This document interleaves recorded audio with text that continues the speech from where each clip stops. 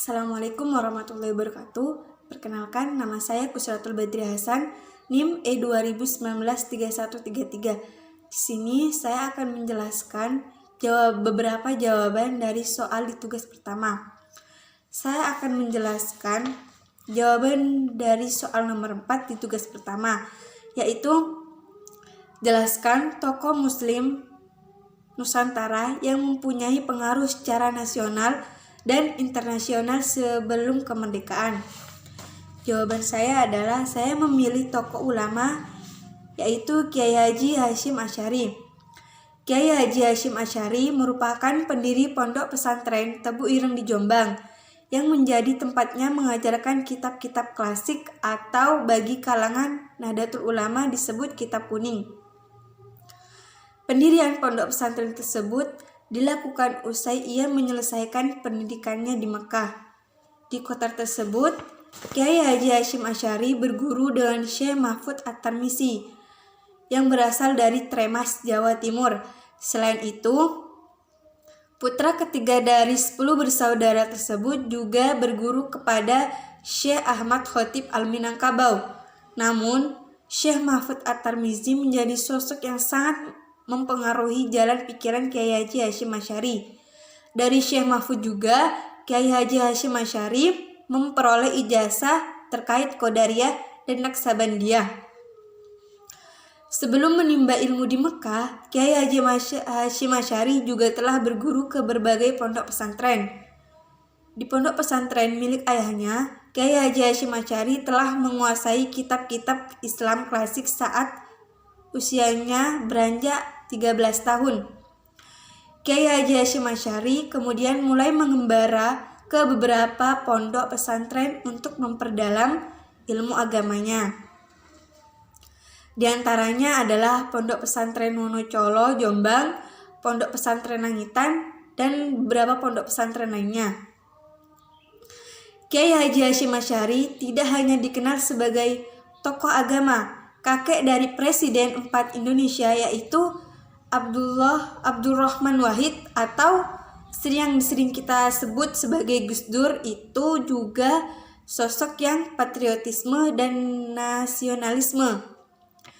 Ia bersama ulama lainnya merupakan pelopor resolusi jihad pada tanggal 22 Oktober 1945. Resolusi itu didasarkan atas fatwa Haji Hasyim Asy'ari terkait Negara Kesatuan Republik Indonesia yang dinilai sah secara fikih. Maka dari itu, resolusi menyerukan kepada umat Islam untuk jihad mempertahankan kemerdekaan dengan mengusir tentara sekutu dan Belanda yang mencoba untuk kembali menjajah Indonesia. Di bidang politik, Kiai Haji Hasyim Asy'ari tidak pernah tergiur untuk berpolitik praktis. Ia baru melibatkan diri dalam urusan politik jika ada situasi darurat yang mengancam kedaulatan bangsa dan kemerdekaan umat untuk menjalankan ajaran agama Islam. Soal yang kedua, saya akan menjawab soal yang kelima, yaitu bagaimana pendapat Anda tentang masa depan peradaban Islam Nusantara?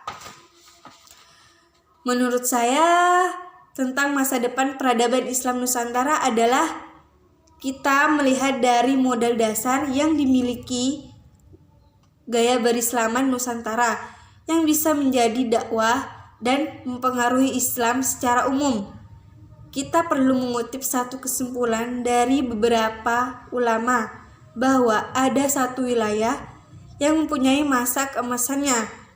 Jadi suatu wilayah akan menemukan struktur wilayah pada peradaban di level teratas. Tetapi juga ada sebaliknya wilayah yang justru semakin merosot dan tidak menunjukkan perkembangan, justru malah melatar belakangi dan tidak akan terus berbeda, akan berputar.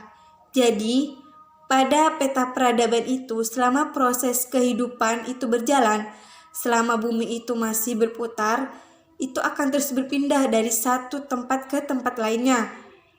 Buktinya ketika kita membaca peradaban dari awal kita membacanya dimulai dari fase Nabi Muhammad SAW, kemudian sahabat-sahabatnya yaitu Khulafaur Rasyidin yang menjadi modal sebuah peradaban apa yang perlu dipegangi oleh satu wilayah, sehingga yang mempunyai daya tawar tertentu dalam proses peradaban dunia secara umum. Modal poin-poinnya seperti sistem politik, sistem keagamaan, adat, budaya, sistem keilmuan, prestasi, dan wacana global. Mungkin itu saja penjelasan dari saya. Kurang lebihnya mohon maaf. Wassalamualaikum warahmatullahi wabarakatuh.